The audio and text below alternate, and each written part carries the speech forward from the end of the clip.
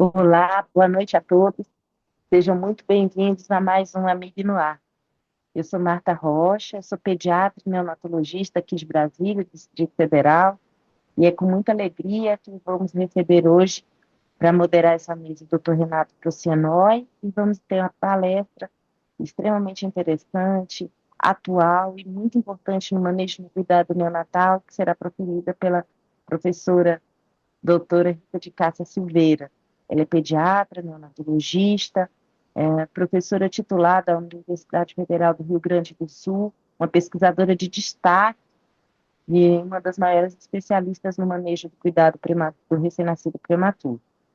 Esse webinar é uma iniciativa da Associação de Medicina Intensiva Brasileira. Essa aula vai ficar gravada e disponível no canal do YouTube da nossa associação.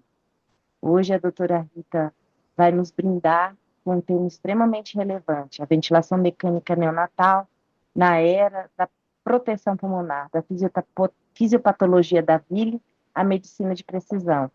Tenho certeza que iremos ter uma aula repleta de evidências e aplicações práticas para a nossa rotina. Doutora Rita, seja muito bem-vinda ao Amigo no Ar. É uma grata alegria recebê-la. A palavra é sua. Marta, muito obrigada pela oportunidade de estarmos juntas aqui, além do Renato, um parceiro de muitos anos. Obrigada a todos vocês. Queria também agradecer o convite da doutora Valusa, que coordena o Departamento Científico de Neonatologia da AMIB. A terapia intensiva neonatal na AMIB tem crescido ano a ano e é muito importante para os intensivistas neonatais se manterem assim próximo nesse ambiente de terapia intensiva neonatal. Então, como gentilmente a nossa colega Marta já comentou, hoje nós teremos um assunto que eu considero relativamente novo. Eu vou compartilhar minha tela agora. Pergunto se vocês conseguem ver tela cheia, porque às vezes isto me acontece de eu me atrapalhar um pouco. Me avisem, por favor, se está tela cheia e ok para vocês. Está perfeito, doutora Rita. Está em tela cheia. Obrigada.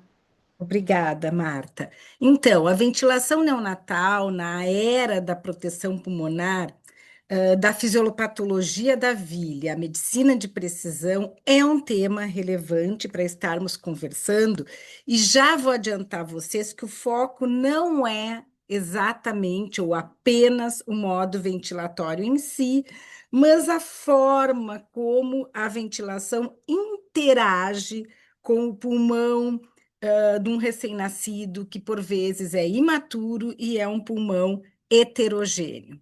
Então, na nossa agenda, nós vamos abordar o que é VILI, como reconhecer precocemente a lesão induzida pela ventilação e os modos ventilatórios que a gente pode ter para evitar a VILI, evitando o volutrauma, evitando a telectrauma, reduzindo o biotrauma. Então, é importante a gente discutir um pouco mais sobre essas questões. A lesão pulmonar induzida pela ventilação mecânica nos traz a essa sigla que vem do inglês, VILI, Ventilator Induced Lung Injury.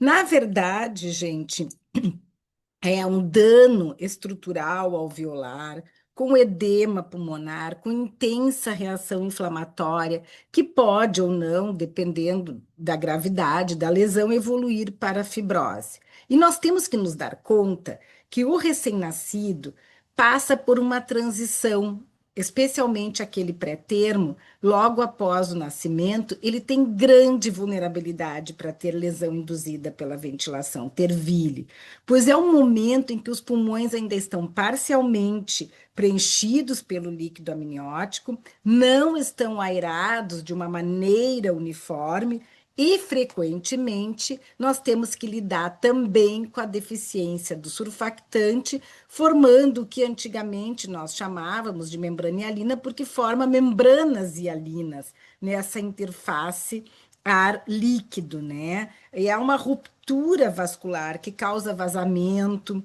de plasma nos espaços alveolares e, eventualmente, camadas de fibrina e até células necróticas, bem diferente desse esquema ao lado que vocês estão vendo, que é um pulmãozinho normal.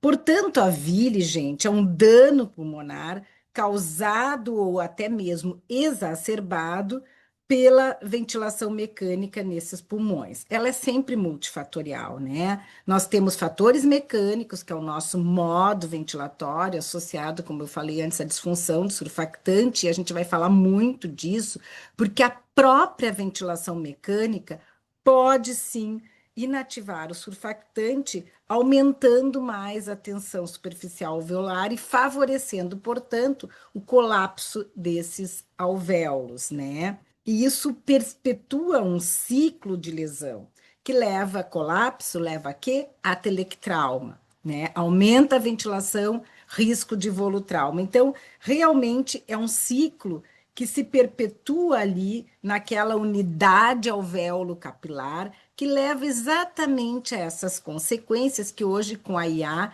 ficou muito bonito de apresentá-las. Eu me esmerei em trazer para vocês esse gráfico que eu produzi com o auxílio da IA, para que vocês percebam a diferença que acontece, né, num alvéolo normal, que a gente vê aqui, e um alvéolo lesionado, né? A gente tem uma perda importante no alvéolo lesionado, com vile dessa barreira epitelial e endotelial, ativação na sequência, recrutamento de uma série de células inflamatórias. Quando se fala em vile, se fala muito em resposta inflamatória, então vocês vão ouvir eu falar muito disso hoje. Já ouviram falar da própria disfunção do surfactante, com o equilíbrio da relação ventilação-perfusão, e isso é uma cascata que pode, inclusive, afetar hemodinamicamente o coração, afetar o rim, o cérebro, ou seja, falência de múltiplos órgãos, e também até mesmo, como o nosso esqueminha aí, eventualmente translocação bacteriana com risco de infecção, pneumonia associada à própria ventilação e também displasia broncopulmonar. Então, a gente tem que ter a clareza de que essa agressão à unidade alvéolo capilar desencadeia uma série de eventos pró-inflamatórios que vão levar à disfunção pulmonar, à hipóxia refratária, muitas vezes uma hipertensão pulmonar secundária a essa hipóxia, e o comprometimento acaba sendo multissistêmico. Especialmente no prematuro, há um risco de displasia broncopulmonar. A vulnerabilidade do prematuro, a vila, ela não é difícil de ser explicada, porque o prematuro tem menos colágeno e elastina, ele tem uma capacidade residual funcional reduzida, ele já nasce com deficiência de surfactante, a resposta inflamatória dele costuma ser desorganizada, então ele é realmente muito vulnerável à vile. E nosso grupo de pesquisa vem estudando isso há muitos anos. Esse é um dos estudos, digamos assim, mais recentes, foi publicado há 2 anos, onde a gente simplesmente discute, né, o quanto a prematuridade impacta no estado pró-inflamatório, com maior chance de lesão induzida pela vile, maior lesão induzida pela ventilação, e essa cascata é autossustentável. Nós avaliamos aqui proteínas pró-inflamatórias, que são, na verdade, citocinas. As citocinas estão muito relacionadas à lesão induzida pela ventilação mecânica. Na verdade, elas são proteínas semelhantes a hormônios, com ações autócrinas, ou seja, agem na própria célula que a secretou, parácrinas ou mesmo endócrinas, à distância, né? O nome, gente, eu gosto sempre de explicar isso, que eu acho importante, citocinas ou interleucinas, vem exatamente do seu totipotencial efeito, ou seja, elas são produzidas e secretadas por uma variedade de células, neutrófilos, macrófagos, linfócitos, células endoteliais e até mesmo fibroblastos, né? Induzem a produção de outros agentes pró-inflamatórios, até como as prostaglandinas e as proteínas do choque quente. Promovem o recrutamento e infiltração, aumentam a expressão de moléculas de adesão, né? E no alvéolo, especificamente, a ação dessas citocinas pró-inflamatórias é causar mais inflamação, mais extravasamento de líquido, reduz a troca de gases, faz um shunt, né? E uma hipoxemia, às vezes até refratária, sendo um importante agente de biotrauma, de estresse oxidativo com maior necessidade de oferta de oxigênio para esses pacientes. Então, o biotrauma e a cascata inflamatória, eles têm sido estudados há muitos anos no contexto do recém-nascido criticamente enfermo, né? E esse esquema, vejam bem, ele não é novo, ele existe há muitos anos, me foi cedido por uma aluna minha de doutorado, hoje colega, a professora Clarissa Carvalho, que fez o doutorado dela orientada por mim e pelo professor Renato, e a gente estudou vários efeitos dessa cascata inflamatória, inclusive com a indução de outros mediadores inflamatórios, com uma permeabilidade vascular mais aumentada, e essas proteínas e própria inativação do surfactante. Eu chamo a atenção de vocês para uma questão que a beira-leito, muitas vezes a gente não se dá conta, né? Que é a questão do estresse oxidativo e ventilação. Isso no prematuro, gente, contribui muito para a patogênese da displasia broncopulmonar. Então, eu costumo dizer assim: nasceu um pré-termo, se eu preciso entubar e ventilar, eu já começo perdendo, né? Começo perdendo de pelo menos 2-0 para a displasia. E se eu não consigo fazer um surfactante minimamente invasivo, lisa, less invasive, eu perco de 3-0. E assim vai. E é uma cascata, né? As coisas não vêm sozinha. Então é importante a gente nos darmos conta, à beira-leito, de que o que fazemos pelo nosso paciente precocemente dentro da UTI neonatal vai ter um impacto lá na frente. E é um impacto significativo.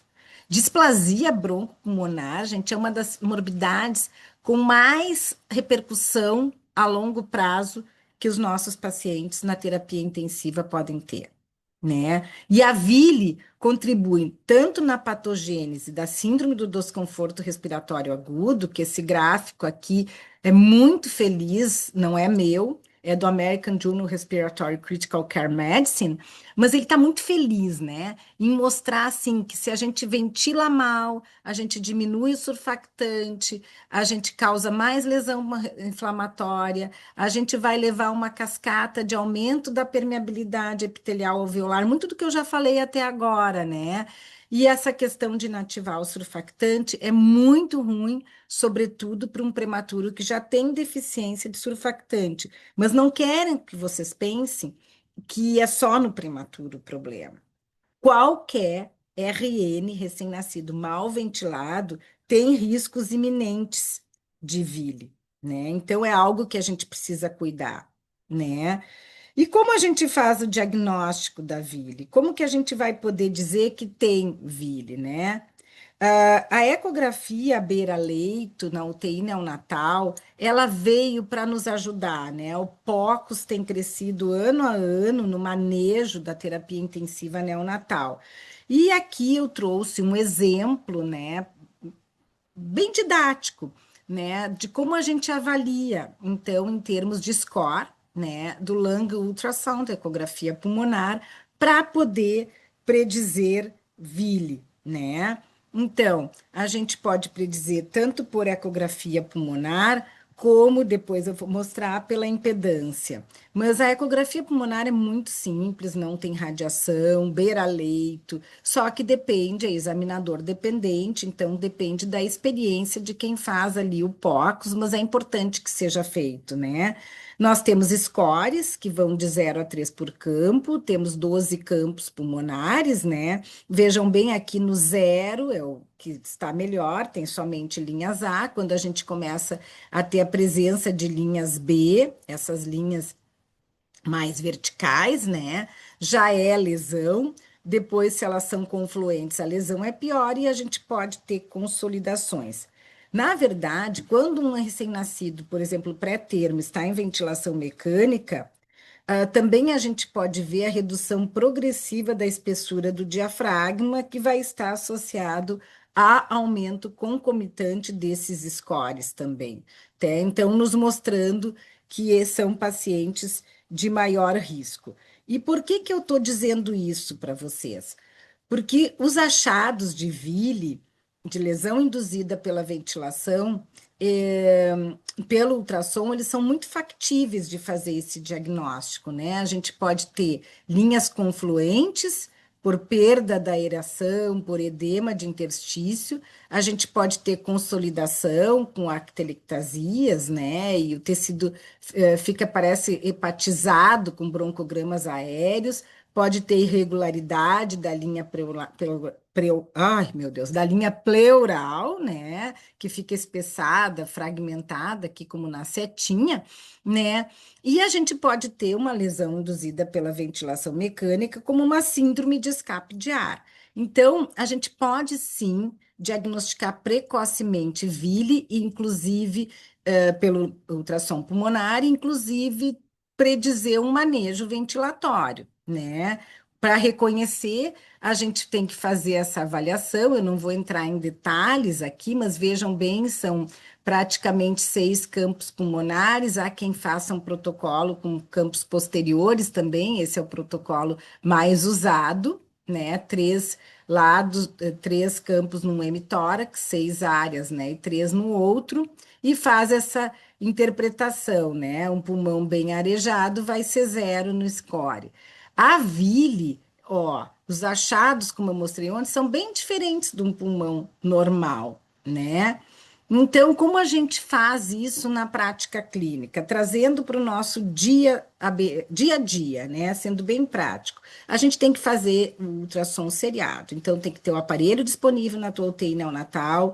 Idealmente, a gente faz a cada 4 a 6 horas, após uma mudança no ventilador, para detectar precocemente sinais de lesão, e daí ele é muito melhor preditor do que um exame radiológico, né?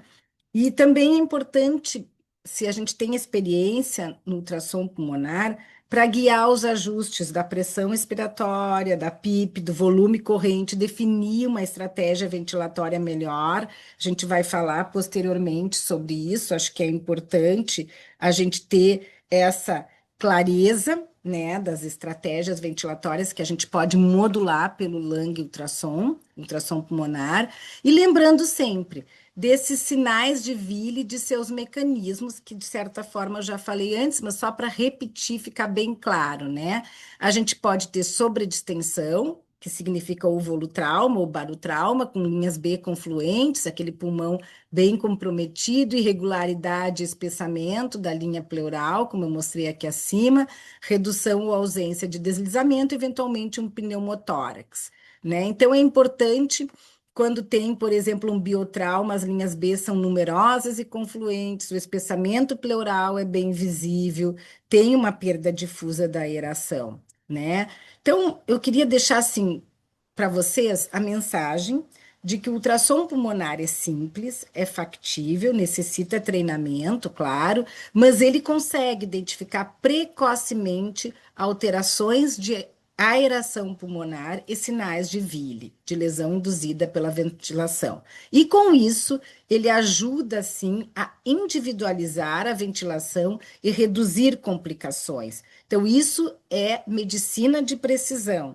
É uma estratégia bem atual e bem moderna, integrar o ultrassom à avaliação clínica e à monitorização ventilatória para desenvolver uma estratégia ventilatória realmente protetora. Então, no como reconhecer a Ville, além do score de ultrassom pulmonar, a gente também tem uma estratégia que ainda é pouco explorada na terapia intensiva neonatal, que é a tecnologia da tomografia de impedância elétrica. Ela é uma tecnologia promissora para ventilação mecânica neonatal, porque ela permite, sim, visualizar em tempo real e à beira-leito, que é importante, como o ar está sendo distribuído nos pulmões sem precisar de uma radiação, né? Então, de novo, é importante a gente pensar que o lung ultrassom, que o ultrassom pulmonar nos ajuda prediz uma série de aspectos da ventilação, inclusive a necessidade de terapia com surfactante, né? Ele é um preditor independente de sucesso de extubação, em diversos estudos já se mostrou efetivo até, e a tomografia de impedância elétrica. Queria brevemente explicar como é que é a tomografia de impedância elétrica, lembrando a vocês todos que ela parte do conceito de que o ar é, na verdade, um mau condutor, e os tecidos e o sangue são melhores, são bons condutores, de eletricidade. Então, partindo desse princípio, a gente pode monitorar com um cinturão que no recém-nascido tem 16 a 32 eletrodozinhos bem pequenos, que não lesam a pele, são seguros, né? Porque a gente tem que pensar nisso. A pele de um recém-nascido sempre é mais vulnerável, e mede, então, as mudanças, né, que vão ocorrer na impedância elétrica. Eu gostaria de lembrar também de uma questão que dá um pouco de confusão quando a gente fala tomografia, né? Essa tecnologia, ela não vai mostrar a anatomia do pulmão, como é na tomografia computadorizada convencional. Ela vai mostrar a ventilação regional do pulmão, em tempo real. Então, eu fiz um cardzinho aqui com auxílio da IA, de novo, só para mostrar para vocês direitinho como funciona esse entendimento da imagem funcional em tempo real da ventilação pulmonar, né? Esse cinturão é colocado, aqui até eu pedi para colocar bem no tórax do RN, mas a IA não me ajudou tanto, tá um pouquinho mais para baixo. Peço desculpas a vocês, tá? Não gostei tanto. Acontece. Daí o equipamento vai enviar essas correntes, né? Como o ar é um mau condutor, eu disse antes, os tecidos e o sangue conduzem melhor, então o ar sendo um mau condutor, o aparelho consegue mostrar bem direitinho a reconstrução, né? Quando o pulmão está enchendo e esvaziando no ciclo respiratório, né? E esse é o princípio dessa técnica, né? Então, permite avaliar a distribuição da ventilação entre um pulmão e outro, lado direito e esquerdo, né? A ventilação também anterior e posterior, isso pode nos dar a ideia de um recrutamento. Ah, vale a pena pronar, né? Por exemplo, vamos ver se precisa recrutar algo mais ou não. E também nos ajuda no diagnóstico de Ville. Como? Ora, se vocês olharem um pulmão normal, num corte transversal nessa técnica, vocês vão ver uma ventilação homogênea, ó, simétrica, boa participação das regiões dorsal e ventral, não tem discrepâncias, né? Então, tem um baixo risco aqui nessa ventilação de volutrauma e atelectrauma. Eu estou fazendo uma ventilação protetora, eu estou protegendo meus alvéolos do meu paciente, né? Ou então eu estou usando uma ventilação com volume corrente adequado, com uma pressão expiratória final otimizada. Agora, se eu faço uma ventilação porcaria, desculpa o termo, mas é isso mesmo, né? Uma ventilação nada protetora, com uma PIP super alta, uma PEP que não precisa, um volume corrente de 8 a 10 ml quilo, que meu paciente não está precisando nesse momento, e uma frequência respiratória super alta de 50, o que que eu vou fazer, né? Eu vou certamente fazer uma ventilação péssima, que vai ser heterogênea, com sobredistensão de regiões ventrais em relação às regiões dorsais, desrecruta no dorso, né, posterior, maior risco de vile, de inflamação. Esses são alvéolos lesionados. São alvéolos que eu causei lesão induzida pela ventilação.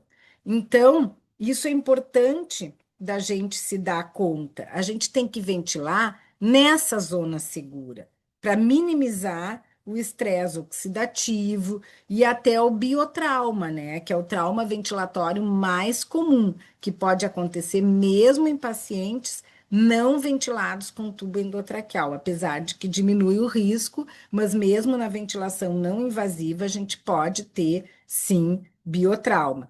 Então, é importante nós trabalharmos na safe zone, na zona segura, evitando a telectrauma e evitando volutrauma.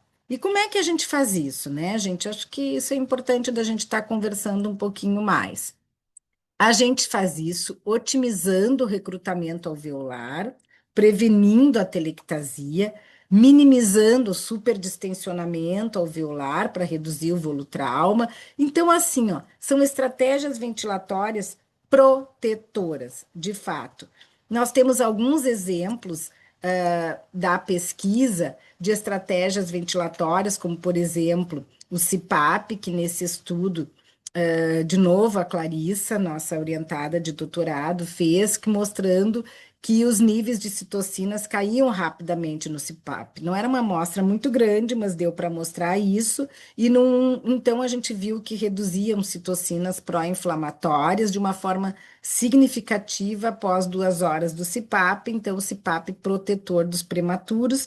Da mesma forma, nesse outro estudo, nós estudamos só recém-nascidos pré-termos com síndrome do estresse respiratório e VILI, e vimos o papel do estresse oxidativo, né?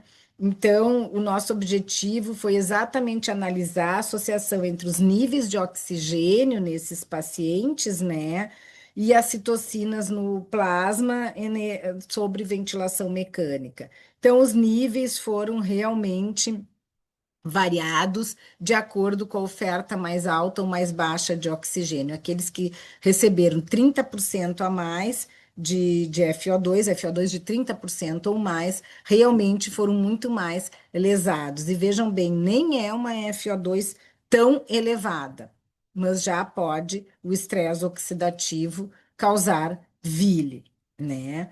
Claro que uma das medidas mais importantes, além do estresse oxidativo, é evitar a intubação endotraqueal, buscar estratégias ventilatórias que promovam a ventilação nasal não invasiva, né? Evitar o tubo traqueal. E aí existe, por exemplo, NAVA, ventilação neuralmente ajustada, invasiva, e NIV-NAVA. NIV-NAVA, gente, para mim é muito mais interessante até do que o NAVA, porque é uma ventilação, uma assistência ventilatória ajustada neuralmente, né? É uma tecnologia mais avançada, digamos assim, de assincronia ventilatória, né? Pode ser usada, claro, tanto na forma invasiva, que é o NAVA, como o NIV-NAVA, mas como eu disse antes, eu prefiro o NIV-NAVA para promover uma ventilação bem protetora, personalizada, e quando está entubado, acelera o desmame ventilatório, porque vai aplicando, vai fazendo quase que uma fisioterapia na musculatura diafragmática, porque realmente promove uma sincronia paciente-ventilador bem importante, evitando os atrasos de disparo ou o autodisparo, né? Que às vezes, como a gente usa tubo sem cuff, é mais comum ter escapes. Então, basicamente, funciona assim: é um catéter gástrico, né? Que é o de alimentação, uma mesma sonda para alimentação é usada para a NAVA, que tem um sinal ED, esse azulzinho ED, que fica bem, quando bem posicionado, na altura do diafragma, que manda atividade elétrica do diafragma do recém-nascido, e o ventilador utiliza esse sinal elétrico direto do cérebro para disparar e ciclar, então, o suporte, aplicando uma ventilação proporcional ao esforço do paciente, né? Por isso que é ventilação ajustada neuralmente, né? Essa assistência ventilatória é muito usada atualmente em alguns centros. Além da ventilação, além do NAVA, do NIV-NAVA, o que é menos lesivo em termos de estratégia ventilatória? Ok, precisei entubar, precisei ventilar. Como que eu vou fazer para proteger da vile esse meu recém-nascido, né? A gente tem que se dar conta que a ventilação a volume, observem, é significativamente menos lesiva do que a ventilação à pressão, né? Aqui a gente está vendo formas de onda de pressão, né, e fluxo na VM, e nesse outro gráfico a gente vê na ventilação com controle de pressão, né? Então, é bem tranquilo da gente observar, né, que na VM a volume o fluxo é constante ao longo da inspiração, de modo que a pressão vai aumentando durante e vai ser máxima só no final da inspiração. E na ventilação à pressão, o fluxo já é máximo direto. Então, a gente perde muito com isso. Realmente, e esse gráfico é mais feliz, nos mostrando que com a melhora da complacência na ventilação, compressão, a compressão limitada à pressão, né, as pressões administradas elas aumentam muito rápido, né? Ó, havendo risco de barotrauma. Já na ventilação a volume, não, o desmame é automático das pressões. À medida que o paciente melhora, esse laranjinha aqui vai desmamando, né? Isso, laranjinha é a melhora do pulmão, verdinho é o pulmãozinho pior, né? Da mesma forma, nesses gráficos, né? Esses são gráficos típicos do ventilador, pressão-tempo, fluxo-tempo, volume-tempo. É importante a gente se acostumar, em terapia intensiva neonatal, a olhar gráficos no ventilador. Os nossos ventiladores são muito bons, mas a gente tem que saber aproveitá-los, né? Então, a gente tem que observar, né, a PIP, a PEP, né, a pressão mantida no final da expiração para impedir o colapso alveolar. No neonato, normalmente é 5 a 7, durante a inspiração, o ventilador começa a entregar o volume, né? Então, é importante a gente ter essa monitorização. Como que a gente interpreta essas curvas, né? Pressão-tempo, fluxo-tempo, volume-tempo. A pressão-tempo é a pressão nas vias aéreas, né? O PIP alto é sempre pior, complacência ou maior resistência. O PEP também mantém esse recrutamento alveolar, fluxo-tempo e volume-tempo, né? Quando o volume é aquele que não retorna a zero, né? Vou voltar aqui, mostra que tem uma fuga, que tem uma perda. Então, é importante que esse volume seja sempre olhado nesses ciclos, né? Da mesma forma, a ventilação com volume garantido, né? Na ventilação com volume garantido, o que que muda na interpretação gráfica que a gente tem que ficar atento, né? A pressão-tempo é a curva que mais muda nessa ventilação, porque a PIP vai variando de uma respiração para outra, né? Porque vai acompanhar as mudanças da mecânica pulmonar. Essa é a grande vantagem da ventilação a volume garantido. O volume corrente continua sendo o alvo, por exemplo, assim, vamos dizer, 4 a 6 ml quilo, né? É meu alvo. Daí o ventilador vai ajustar automaticamente o pico de impressão expiratória, PIP, a cada ciclo, para atingir esse volume corrente alvo. Então, digamos assim, o paciente melhorou, tá? Era uma SDR grave, fez surfactante, tá super ventilado, a volume garantido, mas depois melhorou a complacência pulmonar dele, após o surfactante. A PIP diminui. Se a complacência piorasse, a PIP aumentaria, sempre dentro do limite máximo de pressão configurado. Então, as curvas volume-tempo, por exemplo, vai ser praticamente igual, porque o tempo permanece constante ali, né? O volume corrente vai permanecer constante. O que vai ajustar é a PIP para manter esse volume garantido, né? A PIP é a que mais vai variar de uma respiração a outra. E com isso, a gente tem muitos benefícios da ventilação com volume garantido, né? A gente evita um excesso de volume, diminui o risco de volutrauma, previne a ventilação volume garantido, vai dar essa garantia de um ajuste automático da PIP, causando uma melhor, na verdade, promove uma melhor adaptação às mudanças da mecânica pulmonar, que são realmente dinâmicas numa fase aguda de doença, né? E com isso, menor lesão pulmonar e menor risco de displasia. Eu também trouxe esse gráficozinho que eu preparei para vocês, só para reforçar o que eu falei até agora, né? Que fica visualmente mais bonito. O ventilador ajusta a PIP, né, a cada ciclo, para entregar, então, um volume corrente que eu programei, que é o meu volume corrente alvo, que fica aqui, ó, bonitinho, constante. né? Se o pulmão é mais complacente, ele fica mais fácil de entregar esse volume, precisa menos pressão. Agora, se o pulmão é menos complacente, ele vai ter maior necessidade de pressão para entregar esse mesmo volume, né? Então, a vantagem básica do volume garantido é entregar um volume corrente mais estável. Tem menor risco de volutrauma, porque não vai ter volumes excessivos, menos variabilidade, né, no volume expirado e menos necessidade de pressões elevadas, né? Então, essa adaptação da mecânica pulmonar que é a grande vantagem da ventilação a volume garantido. E, claro, a gente sempre tem que ter ideia de que volume a gente quer dar, e daí a gente tem que conhecer qual é a morbidade, por exemplo. Prematuros que estão em recuperação, eles podem precisar de volume em torno de 5 ml quilo. Agora, se é uma displasia, uma doença pulmonar crônica, pode chegar até a 7 ml quilo, dependendo da gravidade. E aí sim é importante a gente ter avaliações gasométricas da complacência, né?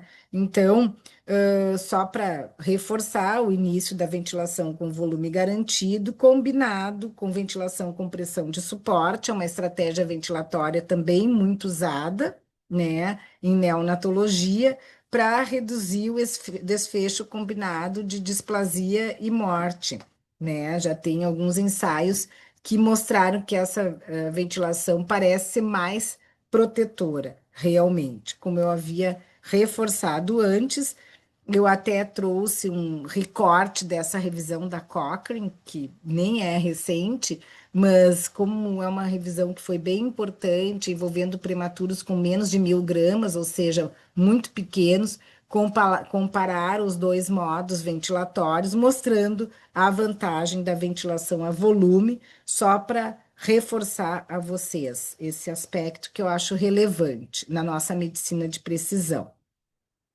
Também é um pouco mais interessante da gente entender a ventilação controlada a volume, regulada a pressão, é o modo duplo controle, né? Porque aí do PRVC tu define um volume corrente alvo e a pressão máxima para fornecer o volume corrente. Então, dependendo do ventilador, o termo que a gente usa é volume garantido, dependendo do ventilador, PRVC, né? Mas é um modo de duplo controle. E é a mesma coisa, ele usa as vantagens da ventilação a volume, garantindo um volume alvo que a gente planeja, e a pressão com um fluxo desacelerado, como está aqui nesse gráfico, reduzindo os picos de pressão de acordo com a melhora da mecânica respiratória do nosso recém-nascido. Então, segue a mesma lógica, né? A ventilação a volume alvo está provada que ela reduz displasia, tem melhores desfechos para os nossos pacientes, né? Essa manutenção de um volume corrente estável de acordo com a necessidade, porque reduz o risco de volutrauma. Uma revisão sistemática bem importante, publicada, deixe-me pensar, eu acho que foi ano retrasado, né? Comparou a ventilação a volume-alvo versus ventilação-pressão para os desfechos combinados de displasia e óbito, né? Então, com um alto grau de certeza de evidência, mostrou, não é assim um monte, mas pensem, é 10% de cada 100 pacientes, 10 tem uma redução relativa do risco de displasia ou óbito, né? Então, isso favorece bastante a ventilação a volume alvo, né? Ventilar com uma estratégia de ventilação com o pulmão aberto também é uma estratégia bem importante. Pacientes muito graves podem se beneficiar de ventilação de alta frequência logo na síndrome de desconforto respiratório grave, tem sido considerada protetora dos pulmões devido ao pequeno volume corrente que a gente administra, minimizando assim a hiperdistensão do alvéolo, volutrauma, né? Dependendo de cada situação, claro, a gente tem que sempre se dar conta, né, que a ventilação de alta frequência, principalmente a ventilação oscilatória de alta frequência, facilita o transporte de gases, como está aqui no desenho, né? Pela turbulência, por convecção, por assim dizer. E ventilação direta de alvéolos próximos, né? Convecção com efeito em massa. Então, é uma estratégia bem interessante, né? Aqui tem toda uma explicação dos feixes de dispersão de Taylor com fluxo laminar e difusão molecular. Eu não vou entrar em detalhes, mas são mecanismos usados na ventilação de alta frequência, né? A gente tem que sempre também se dar conta que os alvéolos atelectásicos, né, que estão fechadinhos, eles são menos complacentes, então eles ficam expostos a pressões expiratórias mais elevadas em comparação com os alvéolos normalmente aerados. E a ventilação de alta frequência, ela faz essa distribuição e por isso ela acaba sendo protetora, porque ela evita um excesso de ventilação naquele alvéolo que não precisa e manda ver naquele que está colapsado, que precisa. Então, ela naturalmente faz essa distribuição. A gente tem que lembrar da medicina personalizada, em que cada doença apresenta uma mecânica pulmonar típica, e aí, dependendo do componente pulmonar, atelectático ou obstrutivo, e aí a gente tem vários exemplos, a gente vai ter que alinhar a nossa ventilação, conhecendo os conceitos de complacência, capacidade de extensão do pulmão e da parede torácica, né? Conhecendo o conceito de resistência da própria via aérea e de constante de tempo, produto da complacência pela resistência, né? Aí a gente consegue manejar os parâmetros ventilatórios iniciais de acordo com a situação clínica, né? Seja com limite de pressão e com um volume corrente que pode ser muito variável, de acordo com o tamanho do paciente, com a gravidade, vejam bem, né? No nosso caso, tamanho não é documento, né? A gente pode ventilar com 4 ml quilo, um prematuro maior, e um abaixo de 600, 700 gramas pode precisar de um volume corrente maior e limitada aí a pressão para não lesar pelo nível de doença, síndrome do desconforto respiratório com complacência reduzida, né?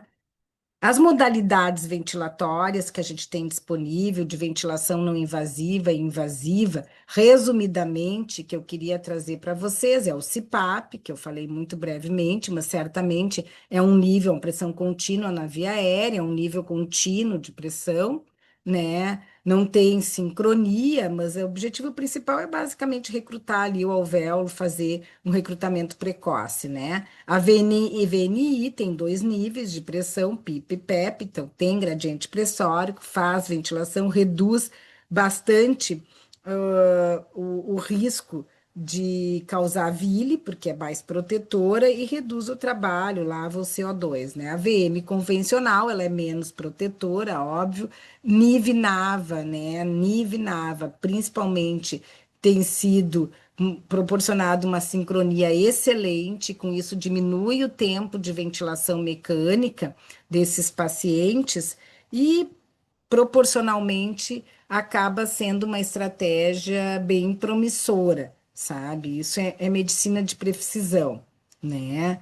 E por falar em medicina de precisão, na ventilação mecânica do RN crítico, eu estou quase finalizando, eu queria dizer para vocês que é importante individualizar o suporte respiratório de acordo com a fisiopatologia pulmonar e hemodinâmica de cada neonato. Monitorizar esses pacientes, conhecer as curvas, usar monitorização contínua e tecnologias avançadas como ultrassom pulmonar, POCUS, a impedância elétrica, tomografia de impedância em tempo real, para ajustar os parâmetros ventilatórios adequadamente, visando minimizar a lesão pulmonar, visando maximizar a oferta de oxigênio e de ventilação. Então, o manejo respiratório neonatal moderno, da terapia intensiva, prioriza a indicação precoce de CPAP ou VNI para evitar a intubação, VM invasiva apenas quando estritamente necessário, preferencialmente associada a tecnologias como volume garantido ou NAVA, para reduzir as lesões pulmonares induzidas pelo ventilador. O futuro, gente, da ventilação neonatal não é ventilar mais, mas ventilar melhor, adaptando continuadamente o suporte respiratório à fisiopatologia ou fisiologia de cada pulmão neonatal. Essa é a minha mensagem final. A gente precisa ventilar sempre na zona segura. Eu queria também convidar brevemente vocês para estarmos juntos no próximo ano, que tem quem é sócio da MIB vai ter desconto nesse importante encontro internacional de neonatologia e simpósio interdisciplinar de atenção ao prematuro, que vai ser de 15 a 17 de abril do próximo ano, na cidade vinícola de Bento Gonçalves, um lugar bem legal. Nós vamos ter muitas trocas de ideias, já é um evento bem tradicional que organizamos a cada 2 anos. E a gente espera vocês lá, tá? E agora, para não cansá-los demais, nós vamos aos comentários e debates da doutora Marta, do doutor Renato e da assistência de vocês. Muito obrigada. Muito obrigada, doutora Rita. Foi um prazer ouvi-la. Doutor Renato, ah, por favor, fique à disposição aí para os seus comentários. Então, primeiro, eu queria parabenizar a Rita pela apresentação, muito boa, muito atualizada e acho que muito interessante para todo mundo que assistiu. A displasia broncopulmonar, que acaba sendo uma consequência da VILI, de certa forma, não é só da VILI, ela é consequência de várias coisas, mas principalmente da VILI, é uma doença que está cada vez mais frequente na neonatologia. E cada vez mais se vê que, com tudo que se faz, a incidência não diminui. Existem trabalhos americanos mostrando que, ao longo dos últimos 10 anos, a displasia broncopulmonar, a incidência de displasia broncopulmonar, com todas essas novas tecnologias, não diminuiu. Ou seja, ficou igual ou até aumentou. Então, assim, eu acho que é extremamente importante a gente entender a mecânica pulmonar e aprender bem a ventilar bem os pacientes, mas certamente não é a única coisa importante para prevenir a displasia broncopulmonar. Certamente tem outros mecanismos que são importantes para diminuir a incidência de displasia broncopulmonar. E uma das coisas que eu particularmente acho muito importante como fator de lesão pulmonar e de fazer com que a displasia broncopulmonar se mantenha é usar o tubo endotraqueal. Acho que a presença do tubo endotraqueal, e isso eu já conversei com muitas pessoas pelo mundo afora, e parece que, de certa forma, existe um consenso que o uso do tubo endotraqueal é um problema. Lógico, a gente não vai deixar de ventilar um paciente que precisa ser ventilado e não vai usar as melhores técnicas possíveis quando se ventila. Mas dentro do possível, e eu acho que isso a Rita salientou bem no final, que é a importância de a gente evitar de ventilar um paciente quando não há propriamente necessidade. Antigamente, há anos atrás, a gente botava um tubo endotraqueal com muita facilidade. Hoje, a gente, eu acho que pensa 2 vezes antes de entubar um paciente para qualquer tipo de manejo. Não só em termos de indicação de ventilação, mas também para instilar ou para administrar surfactante. Então, inclusive, existem estudos, e inclusive nós mesmos publicamos, junto com a Rita e uma orientada nossa, publicamos uma meta-análise no Journal of Perinatology, em que se mostra que a LISA diminui bastante em relação ao Ensure, que na verdade qual é a diferença do Ensure para o LISA? É a presença do tubo endotraqueal. O LISA, usando a LISA, diminui bastante a displasia broncopulmonar. Então, dentro disso que a Rita falou, acho que também entra na história do NIV-NAVA, porque o NIV-NAVA ele é uma ventilação não invasiva, que ele é feito sem a intubação. Então, ele é feito, é uma ventilação ajustada neuralmente, mas através de uma ventilação não invasiva, e não através de um tubo endotraqueal. Então, eu acho que isso é uma coisa que é importante ficar bem claro para quem assiste. A outra coisa que eu queria comentar, e isso eu falo, talvez porque a gente faz neonatologia já há muito tempo, é que cada vez mais se olha menos os pacientes.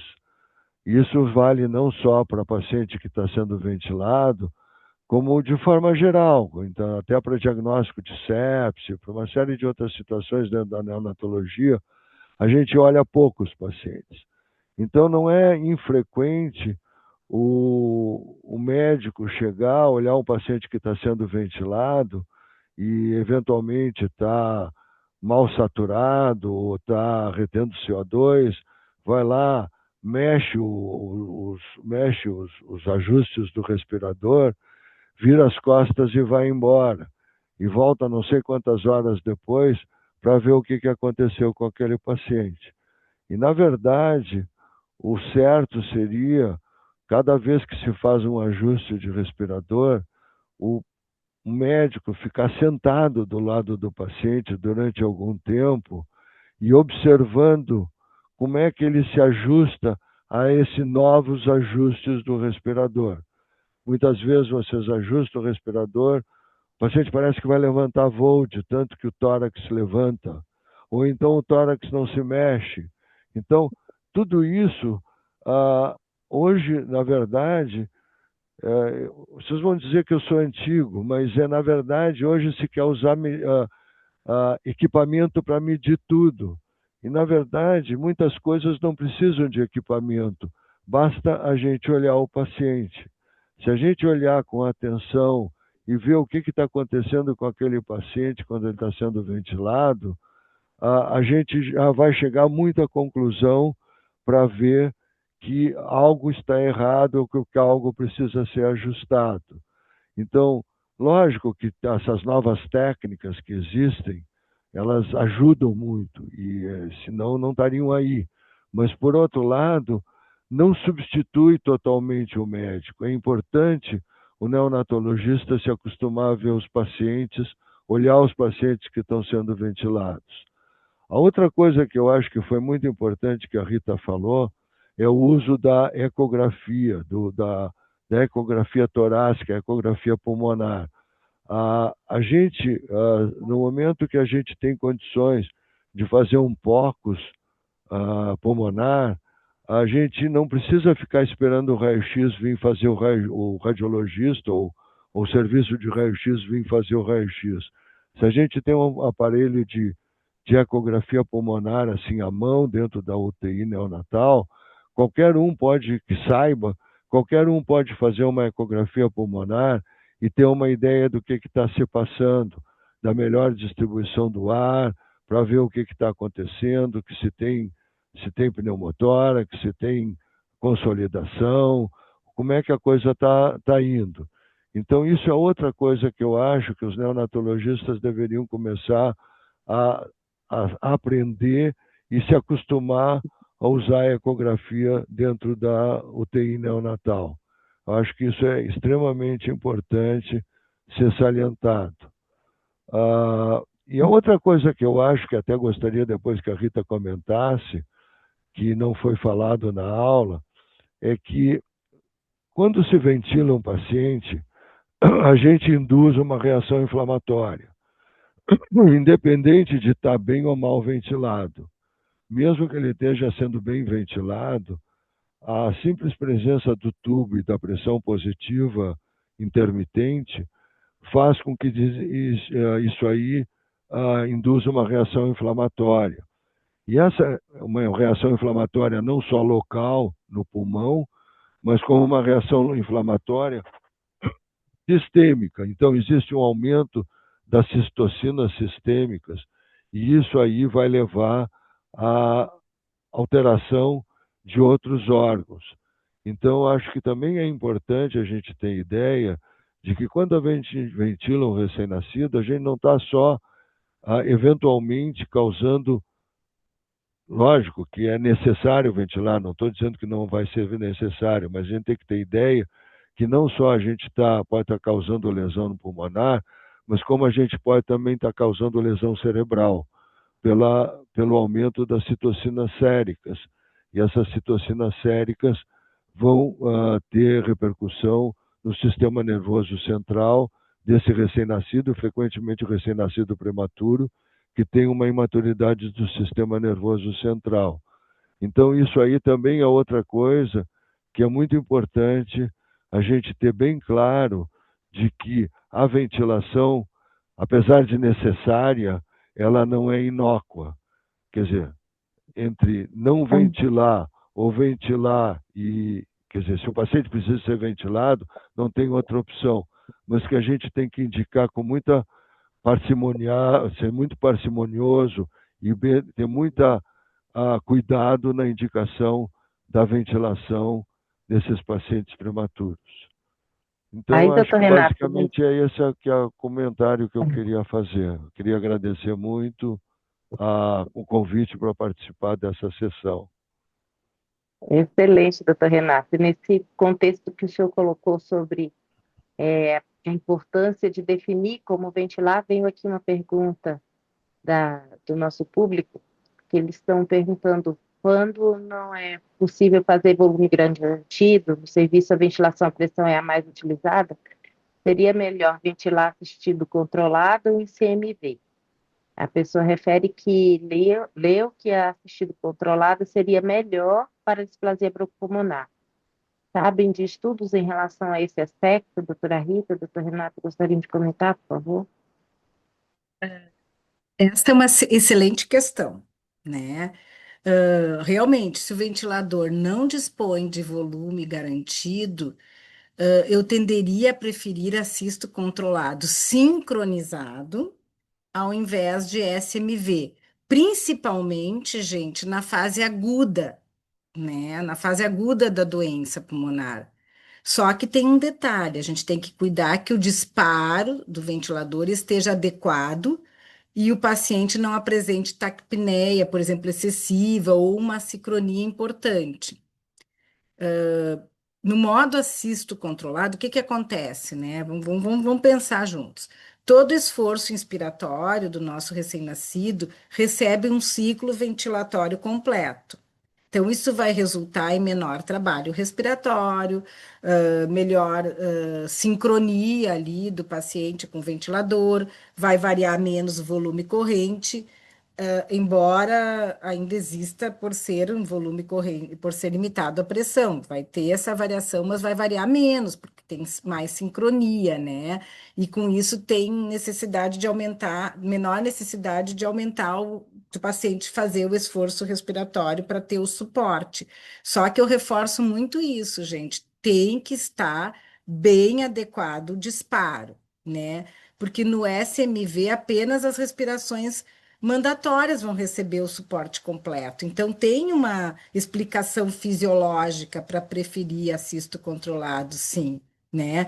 Porque no SMV o paciente é sincronizado, mas ele realiza respirações espontâneas, né? Com ou sem a pressão de suporte, dependendo até do ventilador. Então, pode ter maior trabalho respiratório, volume corrente pode variar mais, pode até consumir mais oxigênio, né? E também, por exemplo, prematuros muito pequenos, abaixo de 1.000 gramas, podem ter fadiga até da musculatura, né? Porque a musculatura é bem imatura, né? Mas a pergunta falava em relação à displasia, né? Se faria diferença especificamente a displasia?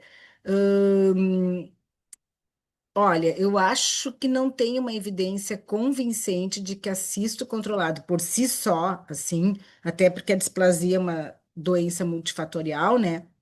Reduz a incidência de displasia em comparação ao SMV, quando ambos estão limitados à pressão, né? O que reduz mesmo a displasia é minimizar o tempo de VM invasiva, utilizar volumes correntes, volume garantido, volume estável, evitar volutrauma, estou me repetindo, né? Evitar hipocapnia também, estubar logo, né? Ah, não sei, o Renato talvez possa me ajudar a lembrar, o Martin Kessler, acho que foi um grupo dele, realizou estudos mostrando que assisto controlado proporcionava uma ventilação mais estável e menos trabalho respiratório que o SMV nos prematuros com displasia. Agora, desculpa, não displasia, nos prematuros com síndrome do desconforto respiratório agudo. Mas ele não olhou essa questão da displasia, justamente, ele não olhou. Tem alguns trabalhos mostrando vantagens do assisto controlado, e eu concordo por essa explicação que eu dei, né? Antes, em relação ao SMV, mas especificamente desfecho displasia, gente, eu não tenho lembrança, vou ser bem sincera, de nenhum estudo assim, né? O que mais tem estudo é em relação a volume garantido, volume alvo, né? Para melhorar o desmame ventilatório, diminuir o risco de displasia, ventilação sincronizada, o PIP menor possível, né? E estubar logo, né? Então, não sei se Marta, Renato querem me ajudar nisso, mas assisto controlado, sim, melhor, mas especificamente ensaios clínicos que demonstrem essa redução, eu, pelo menos, não me recordo de nenhum. Não, a única coisa que eu sei é que ventilar volume é melhor do que ventilar a Exato. pressão. Que é o que tem, né? Mas é uma pergunta muito boa, porque realmente, e sempre na fase aguda da SDR, a preferência é assisto controlada com pressão limitada, se a gente não tem volume garantido, né? Melhor sincronia, melhor trabalho, menor trabalho respiratório, né? Já no desmame, sim, pode-se usar SMV, geralmente associado a uma pressão de suporte, né? Mas ainda também assisto controlado pode ser uma boa opção, né? Também para o desmame, né? Na verdade, tem duas perguntas aqui, Rita, que falam sobre o problema do uso do volume corrente mais alto em displasia broncopulmonar. Uma das perguntas pergunta assim: o paciente tinha um recém-nascido com SDR, quando é que a gente deve começar a usar volume corrente mais alto, pensando que ele tem displasia ou está desenvolvendo displasia? E aí tem uma outra pergunta que também fala que, bom, mas a outra eu vou deixar para depois, porque é sobre o tempo inspiratório, que também fala sobre o Aham. tempo inspiratório em SDR e em displasia, e aí eu acho que entra num segundo momento. Uhum. Então, essas perguntas estão muito boas, estão muito práticas, né? A gente teria que trazer de repente, um caso clínico para discutir melhor.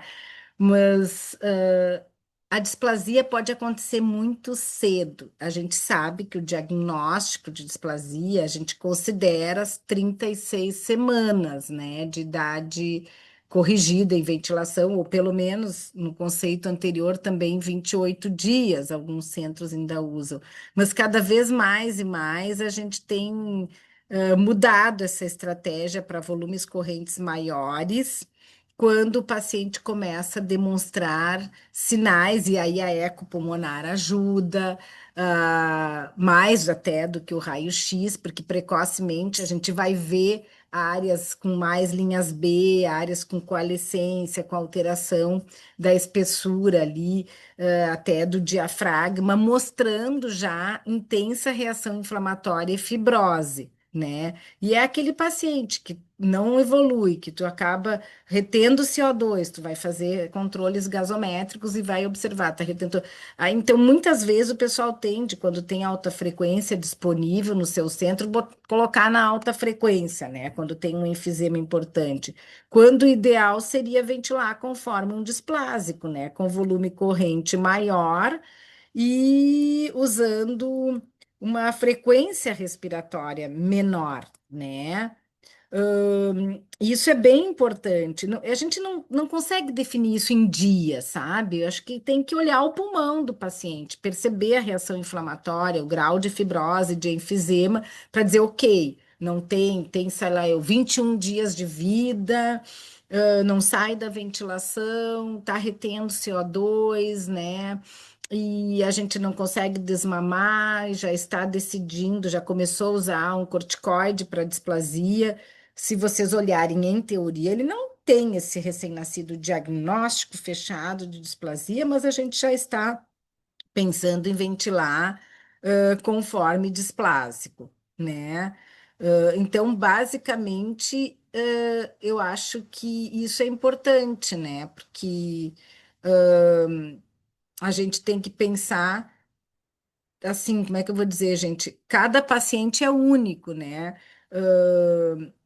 Então, na displasia broncopulmonar instalada lá na frente, eu não teria dúvida, né, de usar volume correntes maiores. Nesse paciente que tem, sei lá, 2, 3 semanas de vida, e está bem grave, retendo CO2 e tem um pulmão mostrando a área de fibrose, espessamento intersticial, faz muita microatelectasia, então ele está desrecrutando. Vai ter que usar volume corrente alto, frequência respiratória baixa, às vezes até acima de 7 ml quilo, 8, 9, né? Para resolver o problema, né? Então, na displasia estabelecida, tu pode chegar a 10 ml quilo, né? Em casos selecionados, quando tem uma doença pulmonar muito grave, um parênquima pulmonar muito heterogêneo, né? Porque aí vai ter uma alta resistência, um espaço morto maior, né? Vai ter que trabalhar com essa questão, né? De um tempo expiratório mais tempo expiratório mais prolongado, né? É diferente. Daí é uma situação diferente. Doutora Por Rita, falar em tempo. Ah, É isso não, mesmo, doutor porque Renato, pode é falar. aquele da tempo expiratório. Por E- falar em tempo expiratório, pois é isso que eu queria engadear. Tá? Assim, é muito importante falar em adequar a ventilação à fisiopatologia. Pergunta. Às vezes vemos no nosso serviço prematuros extremos com tempo expiratório de 0,4 segundos no segundo dia de vida. E pacientes crônicos com displasia com tempo expiratório entre 0,35 e 0,4. E aí, e aí eu queria Socorro! que teria que comentar a respeito disso. Ai, gente, pois é. Ai, que chato dizer isso, né? Mas tá ruim. Não deveria ser assim, né? A gente tem que adequar o tempo inspiratório a. Por isso, eu tenho uma aula só de mecânica pulmonar. Ela é bem simples, assim, mas eu acho que é importante para a gente entender alguns conceitos, tá? Quando a gente tem uma doença aguda, uma SDR aguda, né? A antiga membranialina, em que a complacência pulmonar é reduzida pela deficiência do surfactante, se nós pensarmos que a complacência, que a constante de tempo é o produto da complacência pela resistência, vou começar por aí, tá? A complacência diminuída, o que que faz, né? Faz uma constante de tempo menor. Então, eu tenho que ter um tempo inspiratório mais curto na fase aguda, 0,3, 0,35 segundos, né? Porque é uma fase aguda e a constante de tempo ali está diminuída. Já numa doença estabelecida, num paciente cronicamente ventilado e que tem um pulmão todo heterogêneo, como era o da displasia estabelecida ali, mesmo que não chegou nas 36 semanas corrigidas clássicas do diagnóstico, o que que vai acontecer? Né? Eu vou precisar de um tempo inspiratório mais longo para dar tempo de chegar nesses alvéolos que estão, digamos assim, duros, né? E também vou precisar de um tempo expiratório mais longo para evitar para dar tempo que o ar que está aprisionado saia, para evitar o aprisionamento, né? O autopep. Então, nós vamos ter que usar tempo ins longo e tempo ex longo, né? Vamos ter que usar uma frequência mais baixa, certo? 20 ventilações por minuto, por exemplo, né? Um volume corrente maior para chegar nesses alvéolos tão duros ali, tão enfisematosos, dizendo de um jeito mais simples, e uma pressão expiratória final maior, individualizada ali, pode chegar a 7, 8, né, milímetros de mercúrio de pressão, né?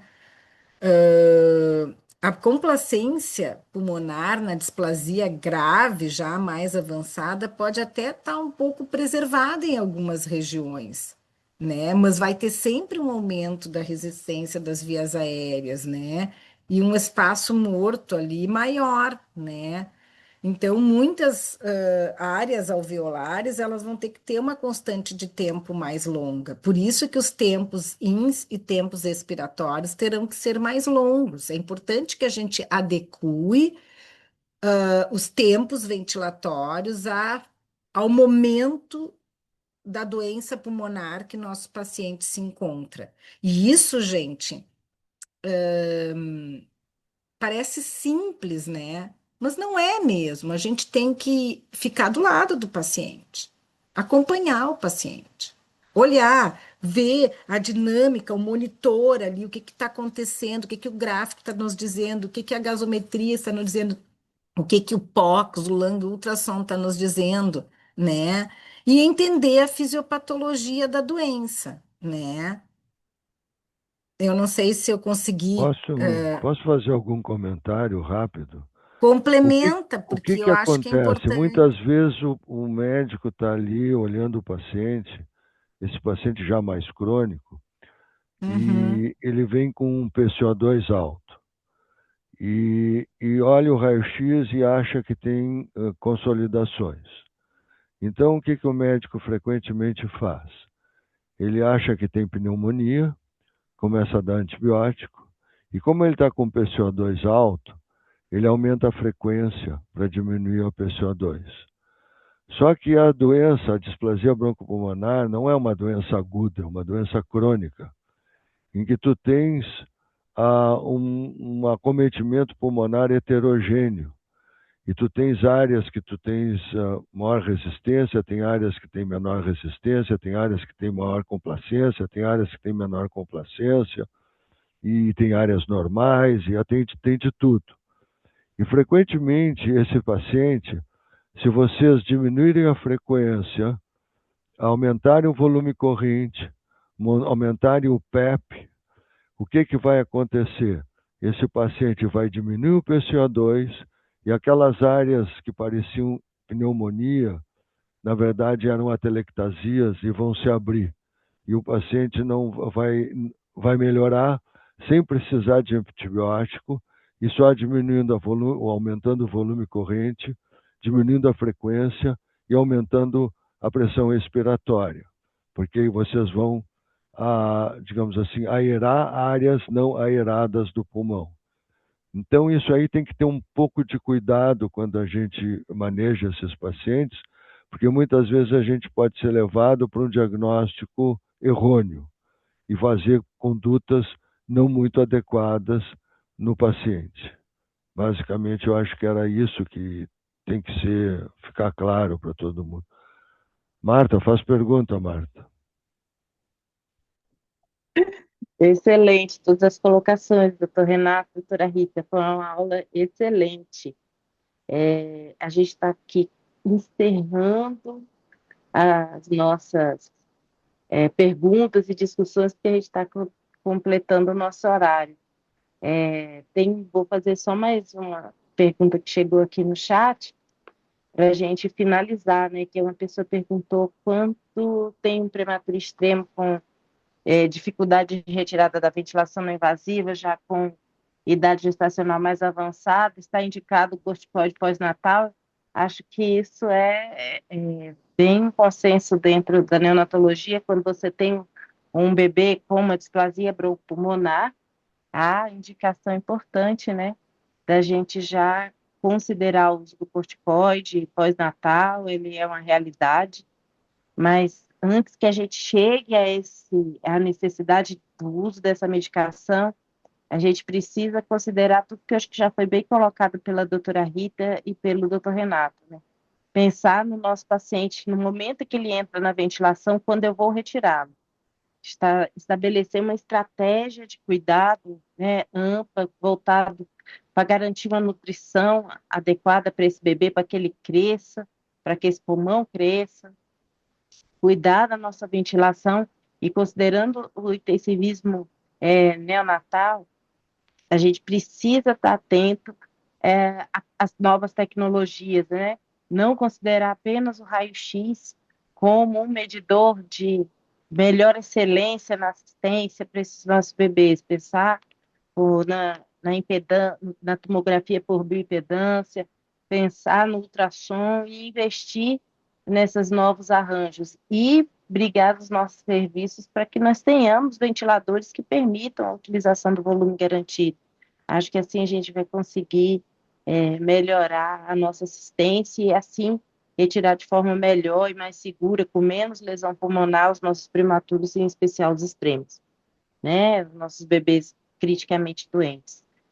Doutor Renato, doutora Rita, queria mais uma vez, foi um prazer e uma honra estar aqui com vocês hoje à noite.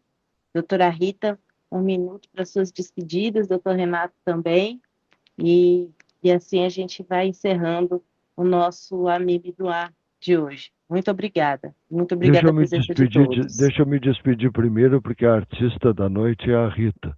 Então, eu E vou só me foi muito despedir bem. rapidamente, agradecer pelo convite, parabenizar a Rita pela aula, foi brilhante, muito boa, e agora tudo com ela para encerrar a sessão. Eu gostaria de agradecer à AMIB e ao Departamento Científico de de